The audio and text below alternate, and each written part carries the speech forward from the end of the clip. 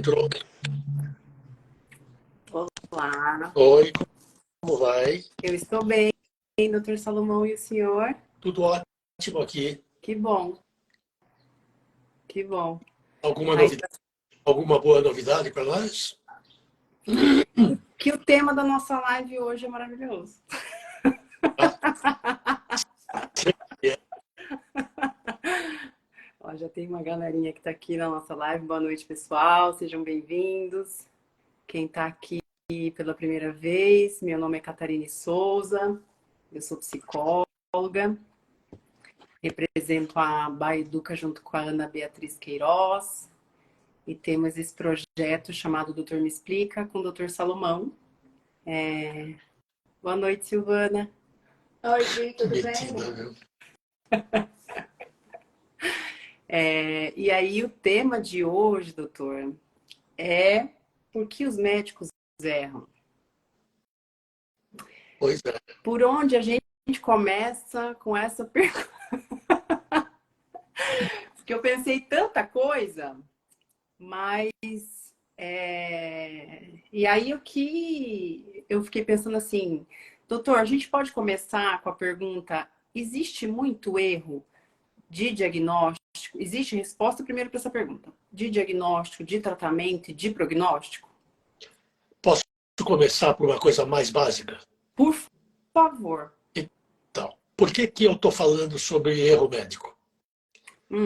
Porque logo depois de uma das nossas lives, eu recebi de uma senhora uma notificação dizendo que ela tem um filho que tem 15 anos hoje. E que eu teria visto esse moleque quando ele tinha 5 anos.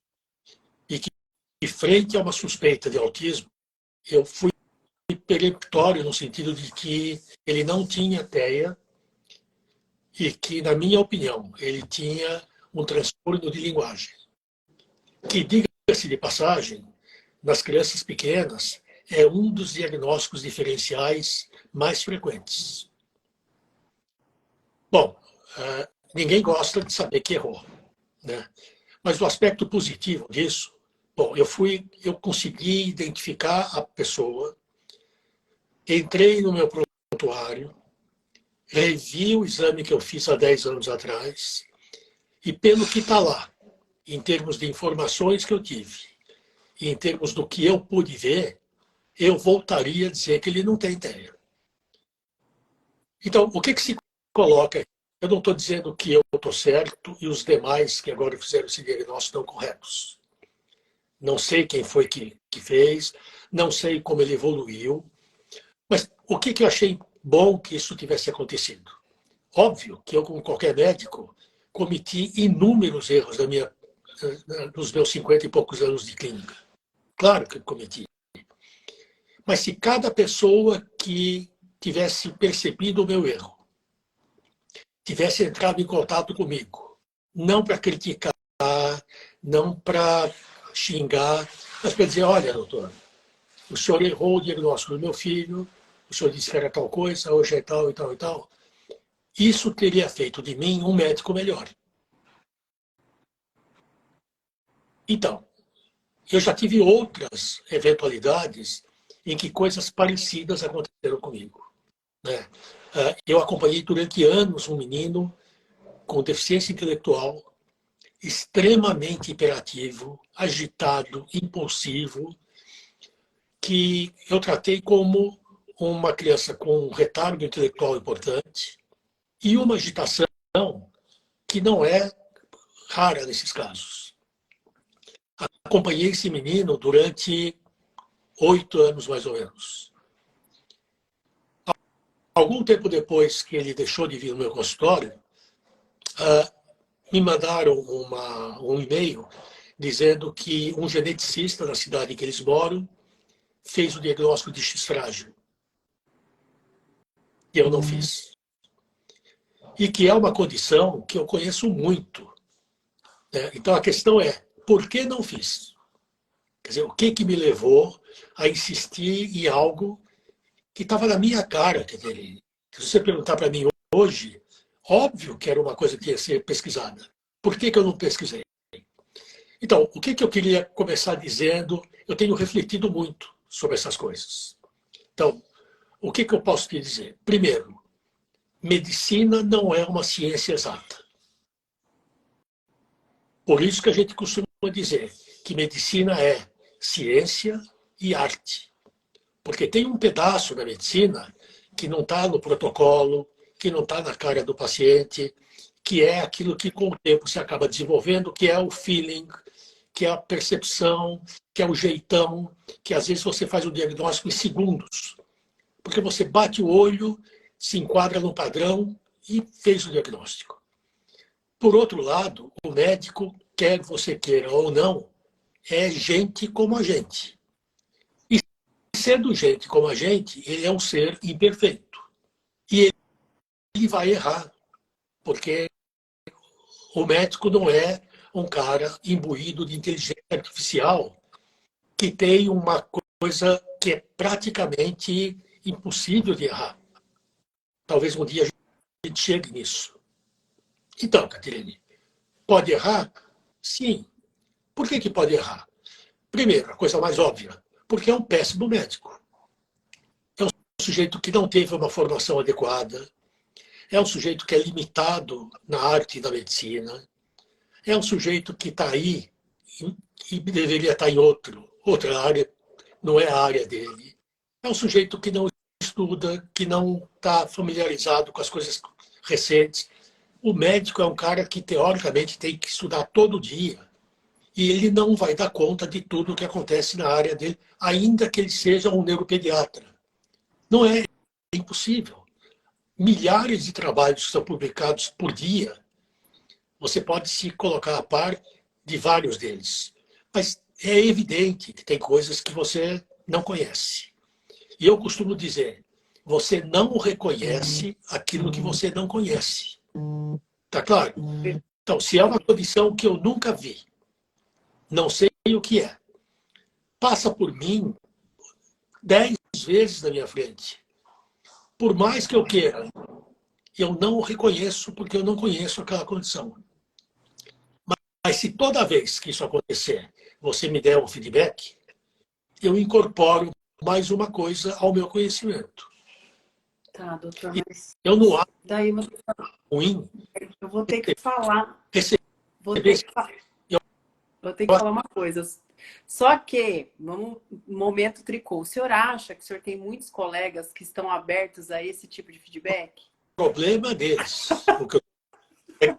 assim, como que o cara vai receber a tua notificação é o problema dele. Ele vai continuar insistindo no mesmo erro. Ele vai, evidentemente, virar para você e dizer assim, afinal de contas, quem é o médico aqui? Sou eu? Ou, mãe, qual é o seu CRM? Porque você está se atrevendo, baseado em alguma coisa, a dizer e desmentindo. Claro, você vai encontrar com pessoas desse tipo. Mas não vamos partir do princípio de que necessariamente é assim. Então, o que eu gostaria que meus pacientes fizessem? Pelo amor de Deus, eu sou capaz de amanhã receber 200. Mas não é Cuidado, né? saber que erro eu cometi. E aí entra um pouco naquela tua pergunta. O erro é de diagnóstico, o erro é de conduta, o erro é de como eu me manifestei. Hoje, eu recebi no Google uma reclamação de uma pessoa que eu atendi há poucos dias, dizendo assim, médico excelente, mas muito frio. Me deu o diagnóstico e ponto final. Nem voltei no retorno. Bom, normalmente eu não sou desse jeito. Mas há que ver também com que olhos ela me viu. Então, eu ser simpático ou não depende, em parte, de mim e em parte de como você me recebe. E a outra coisa que você tem que levar em conta é que, muito frequentemente, a pessoa que está na sua frente ouve o que quer, não necessariamente o que foi dito. Perfeito. E aí entra numa coisa que é interpretação, como a pessoa se sentiu naquele momento.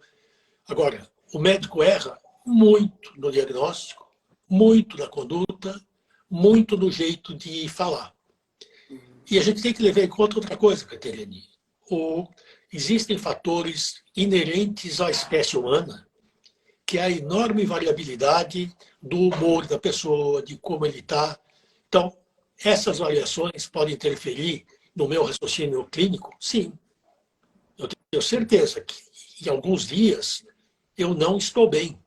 Mas eu não posso desmarcar todas as consultas e dizer, olha, eu estou preocupado com o pagamento da minha casa em Campinas, de modo que eu vou cancelar todas as consultas. Não, eu vou fazer da melhor forma que eu puder. Será que esse dia eu estou tão legal quanto eu estaria não tivesse dívidas? Porque a gente, médico, eu volto a dizer, é gente como a gente. Perfeito. Assim como você tem problemas na tua área de psicologia, eu tenho, evidentemente, como pessoa. Então, isso pode variar a minha habilidade? Sim, pode interferir na minha habilidade. Então, Caterine, erro médico é muito frequente. Na maior parte dos casos, o médico nem sabe que errou. Por conta dessa coisa. As pessoas têm até um certo prurido e falam, pô, como é que eu vou falar para esse cara que ele errou? Deixa para lá, né? Eu vou ficar com outro médico que me deu um diagnóstico mais adequado. Eu acho que é o direito da pessoa, mas acho que você se furta a melhorar as habilidades daquele médico que você ouviu anteriormente. Então, Caterine, não tenho, eu cheguei a, pensando nessas coisas esses últimos dias, e eu até gravei um post que eu vou pôr no Instagram sobre isso. Então, o que eu cheguei à conclusão? Que médico bom não é o médico que não erra. Sim. É o médico que erra pouco. Porque se você me disser que você tem um médico que não erra nunca, ou você está contando uma mentira, ou ele fala que... Eu tenho muita crítica quando eu vejo, não só o médico, quando eu vejo procedimentos que afirmam que em 100% dos casos ele dá resultado. Não existe isso em medicina. Quando eu prescrevo uma droga para uma criança, eu parto do pressuposto de que ela vai responder da forma habitual. Mas pode responder da forma absolutamente atípica. Eu estou agora, não sei se ela está até nos ouvindo, eu estou atendendo uma criança de Belo Horizonte, que é um TDAH de livro, um transtorno de déficit de atenção com hiperatividade. Tem idade suficiente para ser medicado. A ação de primeira escolha são os estimulantes cerebrais. Ritalina, Venvance. Conversei com os pais no sentido de fazer exames preliminares para saber se ele podia tomar o remédio. Os exames estão normais. Prescrevi a primeira droga. Ele começou a tomar nos primeiros 3 dias. Ele se sentiu mal, dor abdominal, vômito e prostração. Obviamente, a gente suspendeu a droga, é um efeito colateral indesejável. Prescrevi a segunda. Me ligou a semana passada. No segundo dia, pior do que o primeiro. Mais prostrado, mais dores abdominais, mais indisposição. E ele dizia para a mãe assim, mãe, minha cabeça está muito atrapalhada. Eu não consigo pensar. A gente suspendeu a droga. E a gente vai tentar amanhã uma terceira. Então, é erro médico? Não, não é erro médico. Mas essa mãe pode sair por aí dizendo, olha, eu fui num cara em Campinas, o cara é maluco. Ele receitou uma coisa para o meu filho passou mal, ficou confuso, dormiu 24 horas. Então eu tenho que separar isso de uma forma muito clara. O que é efeito indesejável e como que você se protege disso? Explicando de antemão o que pode acontecer de errado. De tal forma que, se acontecer, a família sabe que deu o remédio de comum acordo com o médico, sabe que é uma tentativa e sabe que podem haver efeitos colaterais. Mas isso não é erro médico. O erro médico seria se eu não tivesse descrito plenamente os riscos envolvidos com a medicação. Isso é o erro médico. Se eu prescrevo uma droga para o seu filho, não te digo com todas as letras o que eu espero que aconteça, quais são os possíveis efeitos colaterais para que você observe. Isso é um erro, na minha opinião, grave, muito grave. Então, para te dar um exemplo, essa droga que se usa muito para TDAH, se você não fizer alguns exames de rotina previamente ao início do remédio, você pode ter morte súbita com o uso desse remédio. Porque crianças que têm uma cardiopatia silenciosa, que ninguém sabe que tem, se tomarem esse tipo de remédio, podem ter efeitos colaterais graves, inclusive morte súbita. Gente, ou seja, pode ser um erro médico gravíssimo, fatal. Ele é feito cotidianamente entre nós. Então, mas aí é um erro crasso, que não poderia acontecer, porque como é que você usa uma medicação que você não sabe, o mais profundamente possível, efeitos colaterais, o que você pode fazer para prever e etc. É muito comum. Existem médicos receitando medicamentos antipsicóticos para a criança dormir melhor. É um erro médico. Não tem, por quê? não faz sentido uma coisa dessa. Quer dizer, você usar um medicamento que você usa em psicose grave do adulto, em dose pequena, para uma criança de 2 ou 3 anos dormir melhor, é um crime. É um erro médico e que acontece com muita frequência. Então, você vê o médico propor uma conduta que é absolutamente inadequada. Então, se eu propuser para uma criança com autismo que ele faça a dieta do glúten, que ele faça ozônio por via retal e que ele faça estimulação elétrica cerebral, é um bruto erro médico. Mas que acontece no Brasil todos os dias em centenas de casos. Então, vamos voltar nesses 3 exemplos para o senhor me explicar, porque agora o senhor falou grego. Esses exemplos, eles costumam o glúten, o ozônio e qual foi o outro? O glúten, o ozônio e o Estimulação cerebral. Isso. Então, assim, me explica por que esse tipo de indicação existe. Visando o quê? Me conta. Existe porque há imbecis pelo mundo que se apropriam de uma determinada coisa e que começam a promover isso pelas redes sociais, inclusive. Então, começa com o ozônio. Se você entrar, depois que a gente terminar, entra no Google e põe lá ozônio para tratamento de autismo. Entre as pérolas que você vai encontrar, existe um vídeo de um cara que eu acho que ele é gastroenterologista, eu não sei direito o que ele é, urologista, alguma coisa assim. E aí ele dá uma aula sobre o uso do ozônio por via retal no autismo. Ele propõe 10 sessões de tortura, né? É um tipo de tortura. E o que ele diz que o ozônio funciona? E ele não é único, ele se baseia em coisas que estão aí pelo mundo.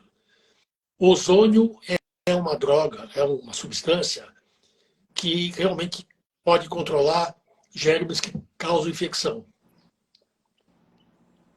E aí ele diz o seguinte, entre aspas, como todo mundo sabe, o que causa o autismo são germes intestinais. Então, se você usa ozônio, você mata os germes que causam o autismo e essa criança vai sarar. Então, se você perguntar de onde vem isso, da cabeça de algum imbecil que inventou essa história e que está ganhando muito dinheiro com isso e muitos clientes. Então, ozonioterapia para o autismo? Não. Não tem. Primeiro, não tem nenhuma prova teórica que proponha que isso funcione. Não há evidência científica absolutamente nenhuma. Portanto, é uma coisa inventada que alguém bolou achou bonitinho e está usando. Estimulação elétrica transcerebral. Como o nome está dizendo, você bota eletrodo aqui na cabeça da pessoa, passa uma pequena corrente contínua de baixa intensidade, que teoricamente não faz mal, embora possa fazer mal em alguns casos, na tentativa de melhorar deficiência intelectual, autismo e outras coisas.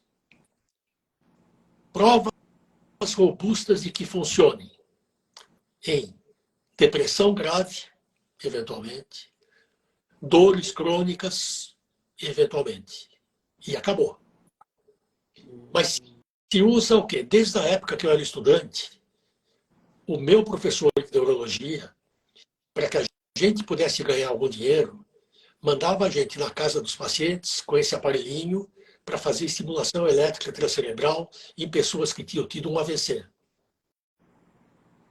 Na ocasião, eu acreditava piamente no meu mestre. E era um dinheiro muito bem-vindo para um estudante de medicina. Não adianta nada, nada. Existem casos que podem se beneficiar. Eu tive um menino com uma sequela motora de um trauma craniano. E a gente tentou fazer isso, explicando para a mãe que não havia evidências robustas de que funcionasse. Que tinha um grupo com quem eu estava trabalhando, que estava testando isso em pacientes com problemas cerebrais, que aparentemente não haveria risco para ele, porque ele não tinha fatores de risco. Se ela topava experimentar, e ele também, era um rapaz. Toparam e ele teve uma melhora substantiva na parte motora. O que não significa que todo indivíduo que tem uma sequela de um AVC vai melhorar. O que eu te digo é, neste caso em particular, tudo indica, mas eu não posso deixar de levar em conta que talvez tenha sido simplesmente o efeito placebo. Ou seja, a crença que ele tem naquela coisa que está sendo posta na cabeça dele. Tá, e aí esse efeito placebo, ele pode acontecer também com o ozônio e todos esses outros? Com tudo. O efeito placebo começa quando você confia no seu médico. Quando você tem uma relação empática com o seu médico. Quando você acha que o cara é bom. Quando você acha que foi bem atendida. É meio caminho para você melhorar, ainda que ele receite chá de erva cidreira. Ainda que ele receite para você homeopatia. Ainda que ele receite acupuntura. Por que eu estou citando essas coisas? E aí eu gostaria de, para quem está nos ouvindo, sugerir a leitura de um livro muito interessante que acabou de ser publicado, da Natália Pasternak, que se chama Pseudociências. É um livro com o qual você não precisa concordar inteiramente. Tem coisas lá que são discutíveis. Mas ela pega 12 coisas que são feitas em medicina, e algumas fora da medicina, e faz uma extensíssima pesquisa de literatura e te dá milhares de referências para provar que aquilo não tem o menor efeito comprovado. Ela faz isso com medicina tradicional chinesa, acupuntura, homeopatia. Segura aí, psicanálise. E eu não quero. Então, por que eu estou dizendo que você não tem que concordar com tudo? Perfeito. Porque quando você lê as críticas desse livro, a maior parte das críticas vem de psicanalistas, que não admitem sequer você dizer que psicanálise não tem nenhuma possibilidade de curar alguém, o que é um tratamento. Então, tem um monte de coisa que vale a pena ler, que tem tudo a ver com o que a gente está falando agora. Tem alguns capítulos que eu odiei. Por exemplo, ela tenta provar que não existem discos voadores. Eu acredito nisso desde que eu sou moleque. Eu nunca vi nenhum, Caterine. E até hoje, eu não consegui me comunicar com nenhum ET. E olha que eu tento isso muito frequentemente quando eu estou meditando. Então, para mim, foi muito triste ler essa coisa, porque ela me dá elementos. Então, por que eu estou te dizendo que não é preciso acreditar em tudo? Eu não acredito nesse capítulo do livro dela, embora ela tenha um monte de argumentos lógicos para dar. Mas vale a pena, porque todas essas coisas que ele está falando agora, que podem induzir alguém a um erro médico por prescrever algo que não tem substância científica, vale a pena ver isso. Porque coisas que você acredita piamente em medicina tradicional chinesa é um embuste, é uma falsificação, é uma coisa que o único propósito disso é ganhar bilhões de dólares para a China. Então, vale a pena dar uma lida nisso. Se você tiver tempo, vale a pena uma leitura super interessante, que tem muito a ver com o que a gente está discutindo agora. Né? Tá, então, doutor, deixa eu perguntar uma coisa. Não, De todos esses tratamentos... Como? Glúten. Tá, bora. Por que o glúten? Por quê? Pessoas que têm TEA, muito frequentemente, têm mais alterações gastrointestinais do que quem não tem. A obstipação intestinal, diarreias frequentes, dores abdominais, cólicas, etc. Essa sintomatologia é muito comum numa doença causada por alergia ao glúten, que é a doença celíaca. Então, se você tem uma criança autista que também tem doença celíaca, e se você faz uma dieta pobre em glúten, ela vai melhorar muito, não no autismo, nas queixas abdominais. Com menos dor, menos desconforto, ela melhora o comportamento. Mas qual é o pulo do gato?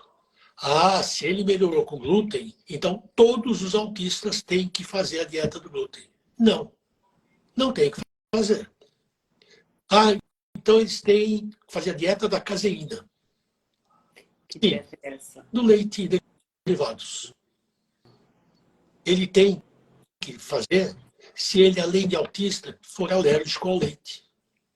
Mas, pulo do gato, todo autista, para melhorar, tem que fazer uma dieta do glúten e da caseína. E das pessoas que estão nos ouvindo, se tiver muitos pais, um monte está fazendo isso. Privando, inclusive, uma criança de tudo que é gostoso.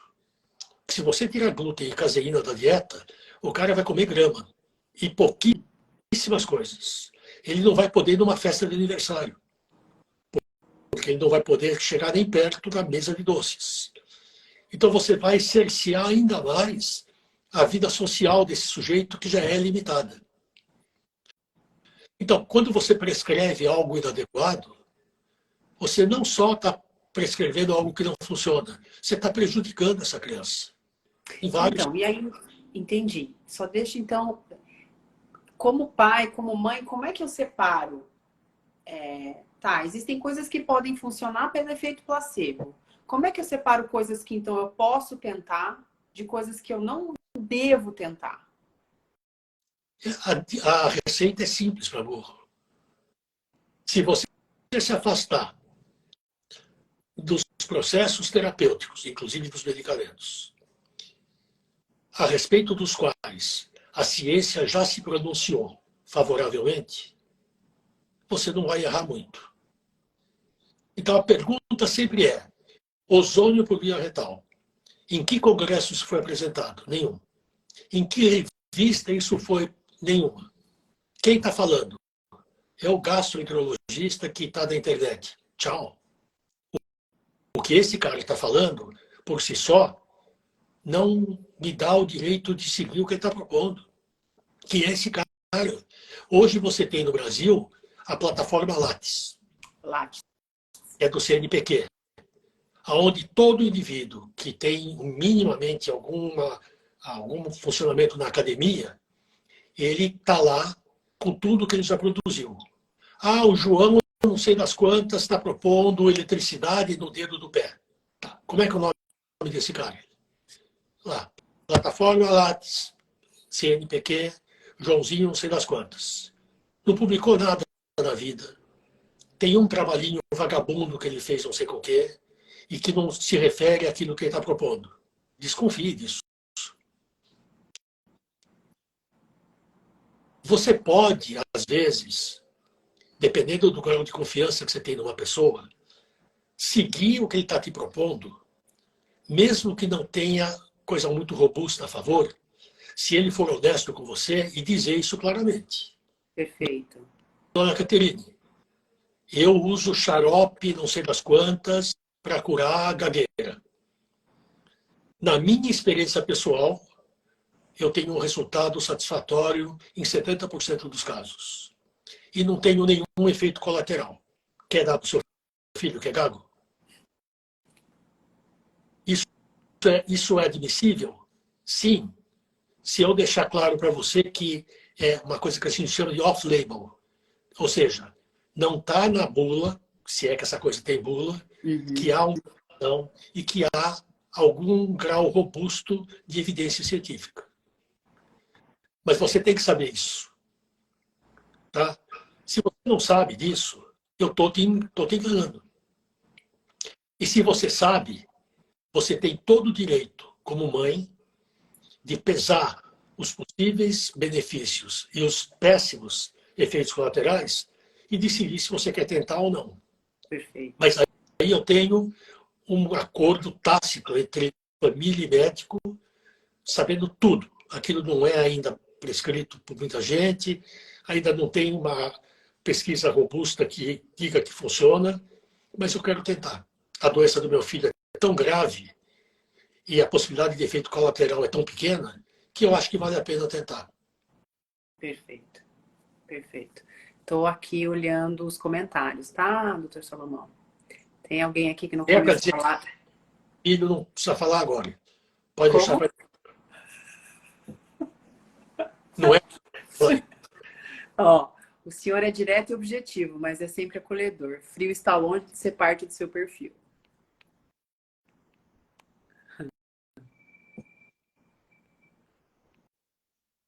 Mas tem algumas perguntas aqui.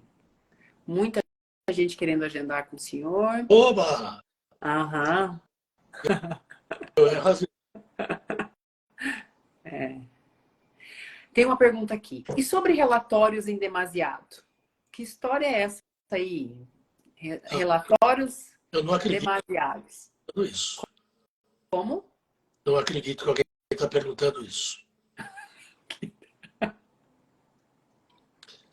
E aí? Bom, a primeira coisa é assim, para que serve o relatório? Qual é o tamanho ideal do relatório? Por que eu estou te dizendo isso?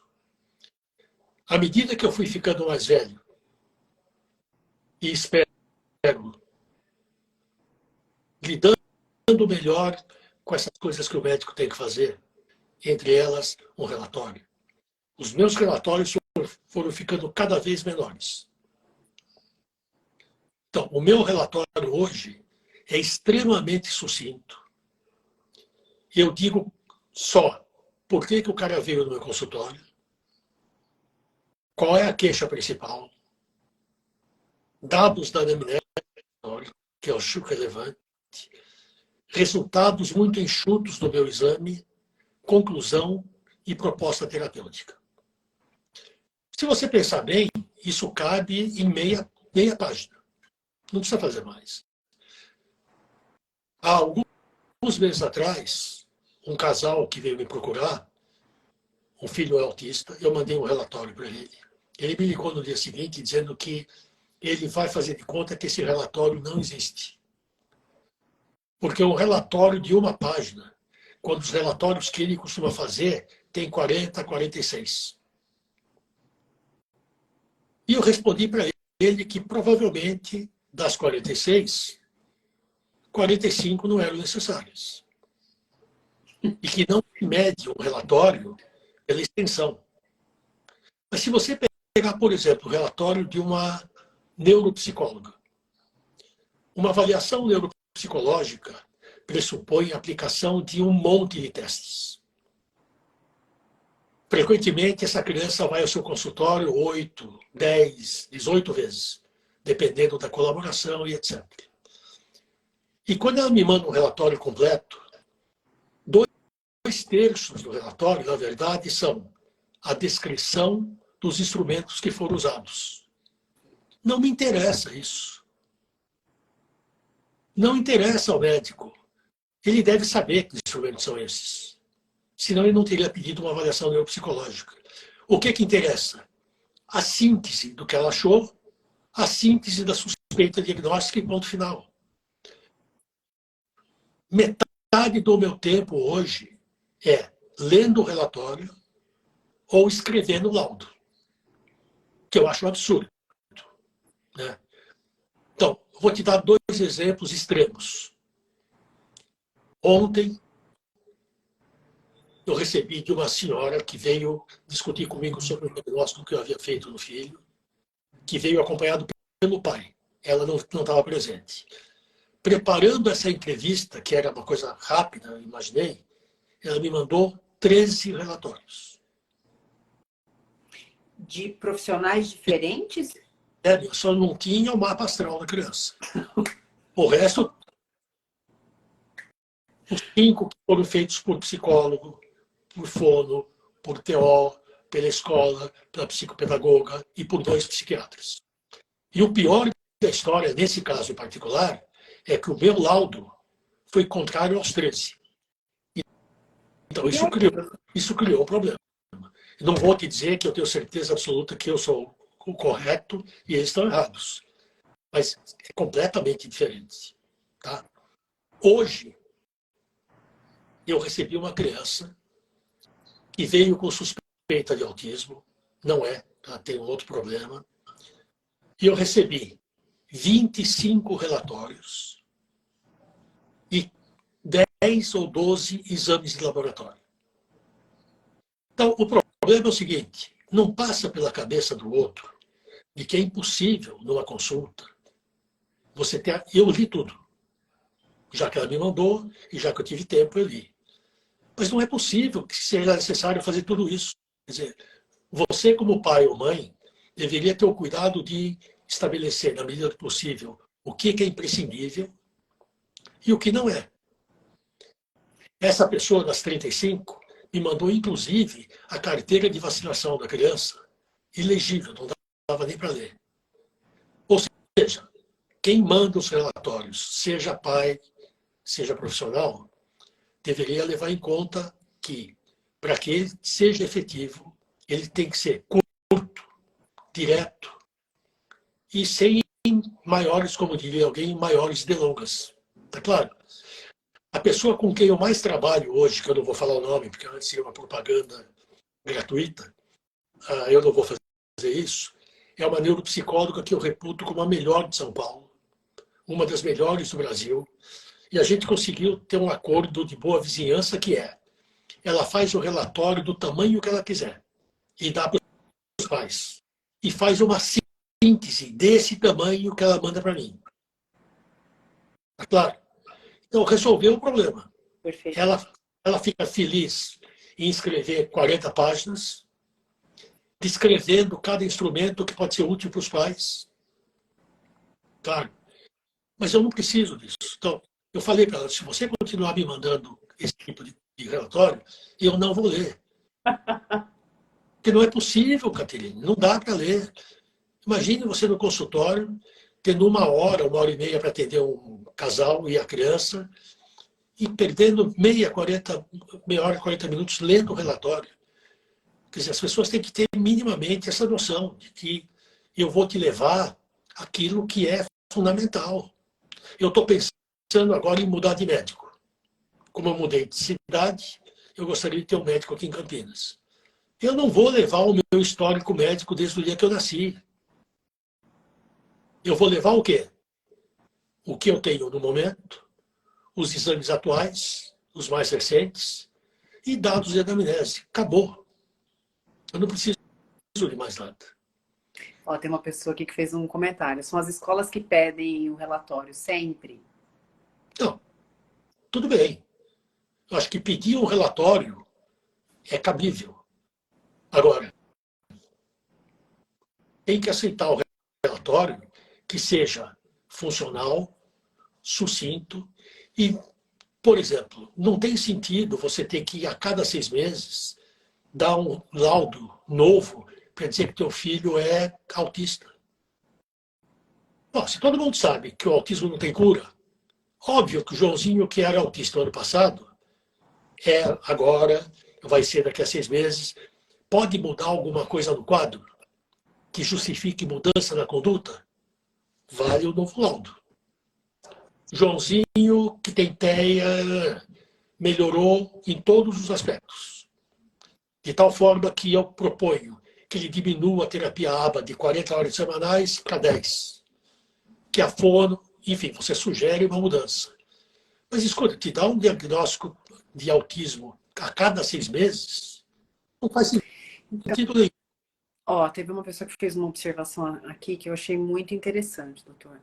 É desesperador ficar sem o diagnóstico de um filho. E cada profissional fala uma coisa. Eu compreendo esses números absurdos de relatórios. Doutor, e aí? Desculpe, Lembra que lá atrás a gente falou sobre aquela história do diagnóstico e o que fazer? Precisa do diagnóstico para saber o que fazer? Fala um pouquinho o que o senhor pensa a respeito. precisa. Claro que precisa. Se você não tem diagnóstico, qualquer discussão sobre a conduta é discutível. Então, o que as pessoas dizem contra o diagnóstico? Estigmatiza a criança. Ela vai sofrer preconceito porque recebeu um laudo dizendo que ela é autista. Se você pensar bem, a criança antes do laudo e depois é a mesma. O Joãozinho não mudou porque, de repente, ele sabe, ou os pais sabem que ele tem TEA. Pode haver um prejuízo no uso desse diagnóstico? Pode. Mas pode haver benefícios. Então, hoje eu atendi uma menina que, desde muito cedo, ela é, segundo a mãe, um pouco diferente. Ela nunca teve amigos. Ela não se socializa. Ela está com 7, 8 anos agora. Não, perdão, 13 anos. Ela tem um apego muito grande a rotinas. Ela tem uma extrema seletividade alimentar. Ela tem distúrbios sensoriais muito importantes. Ela não consegue ouvir determinados sons. Ela não consegue abraçar ninguém nem dar um beijo. Ela se sente afogada se alguém tenta dar um abraço nela. Por outro lado, é muito inteligente. Os assuntos dos quais ela gosta, ela dá de 10 a 0 em qualquer um. Sempre teve notas aceitáveis, pelo menos, na escola. E até o mês retrasado, ninguém fez diagnóstico de autismo. Só que a pessoa que fez falou isso de forma muito fria e na frente dela. Olha, você tem autismo é tal coisa, não explicou muito e você tem que fazer tratamento. Ela ficou chocadíssima com essa história. Chegou em casa e falou assim, mãe, eu não quero que você fale para ninguém o que a gente ouviu hoje. Nem para a vovó, nem na escola. Eu não quero falar sobre isso. Ficou extremamente traumatizada. Hoje ela veio no meu consultório para ratificar ou não o diagnóstico. E ela é uma autista que, como autista mulher, e a gente já falou sobre isso, o quadro é muito atenuado. Ele se apresenta tão diferentemente do menino que eu estou recebendo agora um monte de adolescentes meninas com o diagnóstico sendo feito agora. Porque ela não se enquadra naquele quadro clássico do autismo, nem no autismo de alto funcionamento. Elas são diferentes. Bom, eu falei sobre isso depois que ela saiu da sala. E aí eu perguntei para a mãe, você quer que eu diga alguma coisa para ver se a gente atenua um pouco o trauma do que ela ouviu? E pedi para ela entrar de novo. E falei com ela. Falei, olha, você ouviu o diagnóstico, eu concordo com o diagnóstico, você tem mesmo, você sabe o que é autismo? Não, mais ou menos, eu fui ler, então vou explicar. Expliquei, falei das dificuldades dela, falei que ninguém precisa saber, que quem tem que saber é ela e os pais, e as outras pessoas, se ela quiser, se não quiser, não fala. Falam na escola? se você quiser. A escola nunca reclamou dela, nunca chamou atenção. Não vejo por que falar. Tá? Se eu algum dia perguntar, sim. Então, eu estou sugerindo não que ela minta, que ela omita, por enquanto, porque não vai trazer nenhum benefício. Mas o que eu deixei claro para ela é que ela devia ficar muito feliz em saber o que ela tem, porque a partir de agora ela tem tratamento. Então, não veja isso como um rótulo que só vai estigmatizar você para o resto da vida. Agora, baseado no diagnóstico, você não tem muita dificuldade em encontrar amigos? Tenho. Você não gostaria de melhorar? Gostaria. Você não é muito rígida no pensamento? Só. Você não gostaria de melhorar? Tem tratamento para isso. E eu acho que ela saiu relativamente tranquila do meu consultório.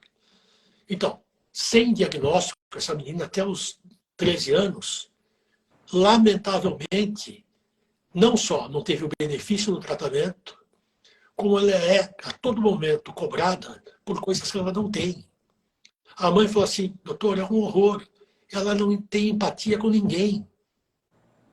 Ela vê que eu estou sofrendo e ela não dá a mínima. Não é que ela não dá a mínima, ela é autista. Isso pode ser trabalhado? Sim. Então, a partir de um diagnóstico, abre-se a possibilidade de tratamento. Então, a grande discussão agora para ela, o quanto ela gostaria de participar para os amigos do que ela é.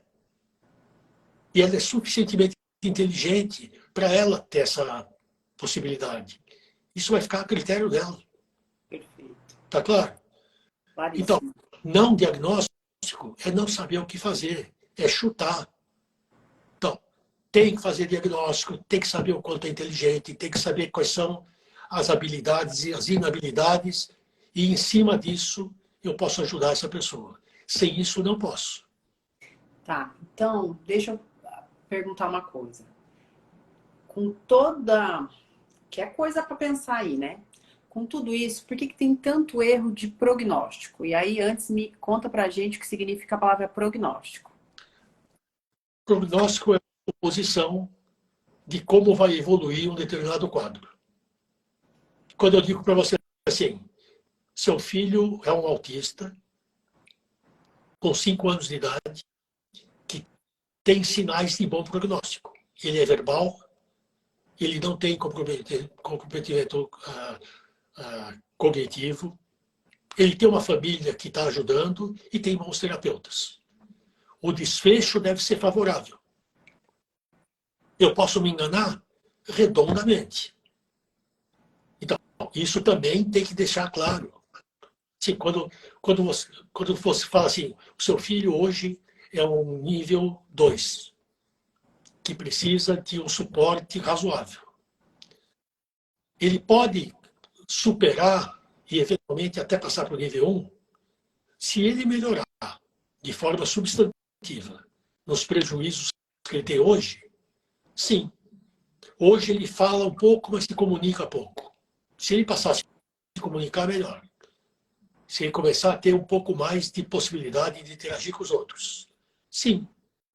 Pode, eventualmente, até mudar de nível.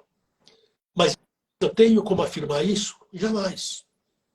Eu tenho visto coisas lamentáveis do tipo criança com 1 ano e meio, que alguém levanta a suspeita de autismo, que já é uma coisa complicada. Você pode levantar a presença de sinais de risco, mas fazer diagnóstico de autismo com 1 ano e meio é muito arriscado. E ainda falo para o pai, e eu acho que ele tem um autismo leve. Meu, eu nem posso afirmar que ele é autista, e muito menos se for, se é leve, moderado ou severo. Por que isso? Você não pode esquecer que os sinais e sintomas do autismo podem vir se manifestando lentamente até os 3, 4 anos. Então, uma criança que não tinha estereotipia com 1 ano e meio pode ter aos 3. Uma criança que não era hiperativa e agressiva quando pequena pode se tornar aos 3 ou 4. Uma criança que estava começando a falar papá, mamã, pode parar de fazer isso. Então, quando me perguntam assim, criança abaixo de 3 anos, qual é o nível? Não tem nível. Não dá para falar. É leve, moderado? Não, não tem. Como ele vai estar na vida adulta? Nem com bola de cristal. Qual é a única resposta honesta? Não sei. Não tenho como saber. Então, em alguns casos eu posso fazer um prognóstico mais ou menos seguro? Sim. Essa menina que eu te falei agora de hoje, eu tenho certeza absoluta, a não ser que aconteça alguma catástrofe, que ela vai melhorar muito com o tratamento adequado. Então, ela já é nível 1. Ela vai ficar melhor ainda. Ela vai conseguir tirar as barreiras que hoje impedem que ela tenha uma vida social. Então, como é que eu terminei o laudo dela, curtinho? Há sinais de prognóstico favorável. Mas ninguém, não está escrito lá, vai ficar ótima daqui a 10 anos. Impossível. Isso você não pode falar nem com crianças típicas, né? Você vai falar isso numa criança ou num adolescente com TEA. Perfeito. Deixa eu voltar aqui. Na verdade, ó, doutor Salomão, o que mais tem aqui é elogio. Que coisa boa. Aham. Aí alguém aqui, ainda bem que aprendi na fonte, na prática é exatamente isso. Lilian. A Liliana Yamada? Aham. Bom, essa não conta. Esquece. É minha irmã desde que eu nasci, esquece. Não dá para confiar na Lilian. Entendi. Lilian, não vou mais ver seus comentários, ok? Não vale. Excelente profissional. Aqui hoje a galera tá. Você é fantástico, doutor. Aqui elogio, muitos corações. Que coisa boa. É. Aí tem alguém aqui fazendo uma pergunta. Hoje o senhor atende até os 25 anos. Gostaria de aumentar para os 30? Não. Adulto é muito chato, viu? Sabe? Ai, ai. Eu tenho o privilégio, Catarina, de ganhar dinheiro brincando com criança pequena. Ai, que delícia. Porque assim, avaliar uma criança pequena é brincar com ela. É deixar sair para fora a criança que você ainda tem dentro de você. Então, ela não tem que chegar no meu nível. Eu vou para o nível dela. Então, realmente me dá uma enorme satisfação poder brincar com a criança. E, através disso, poder estabelecer um diagnóstico. Metade é... Ó, aqui, ó, doutor. Fala que fui eu, a secretária que perguntou.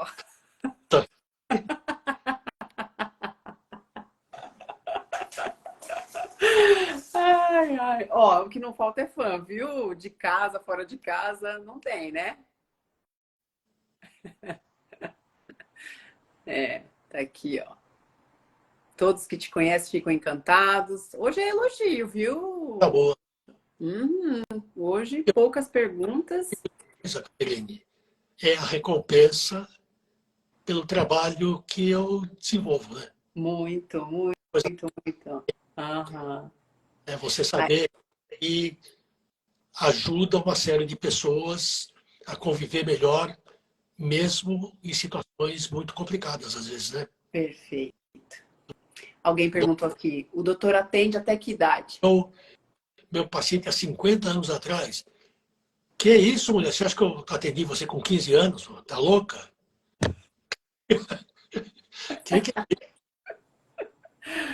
Eu fui precoce, mas não tanto, né?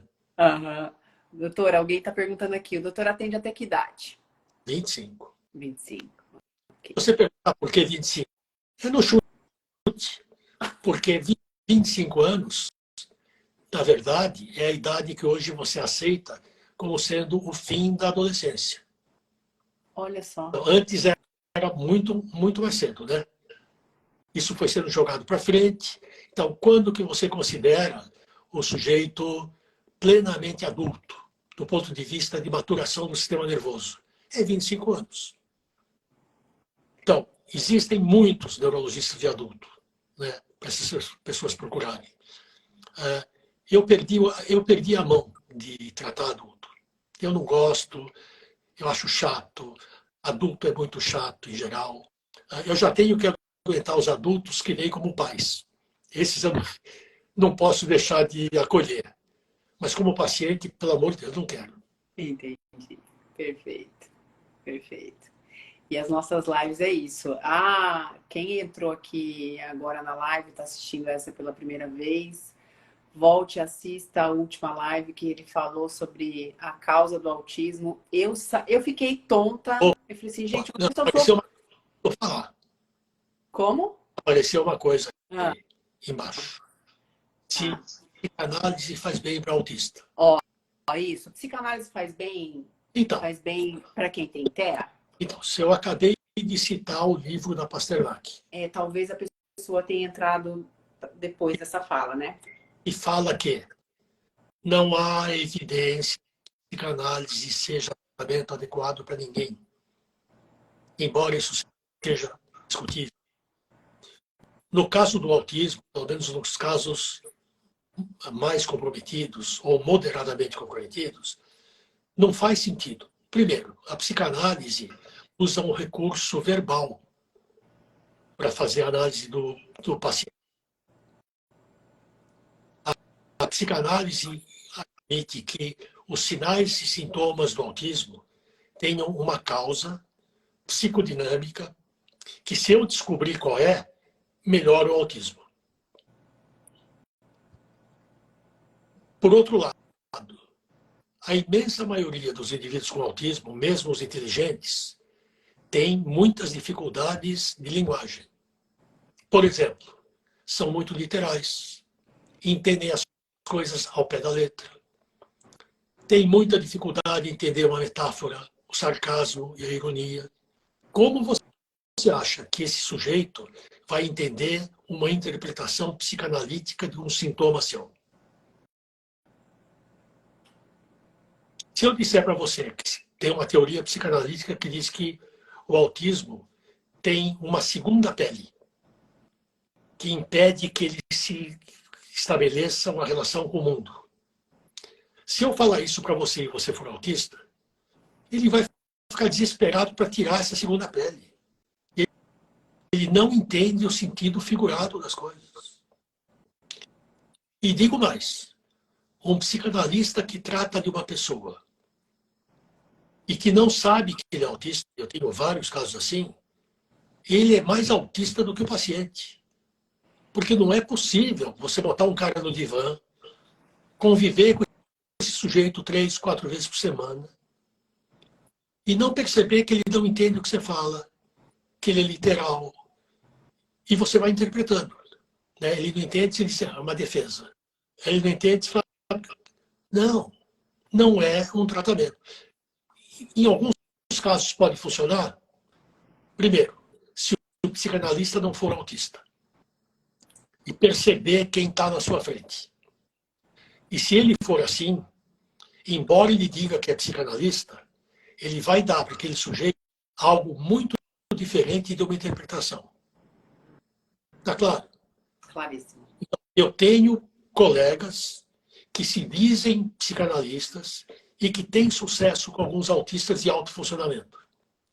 Ele não funciona como um psicanalista tradicional. Muito diferentemente, ele está fazendo, em parte, uma terapia comportamental, seja lá qual interpretação teórica que ele faça. Por isso que eu digo que algumas vezes o sucesso ou não de uma terapia depende muito mais do terapeuta do que da técnica que ele usa.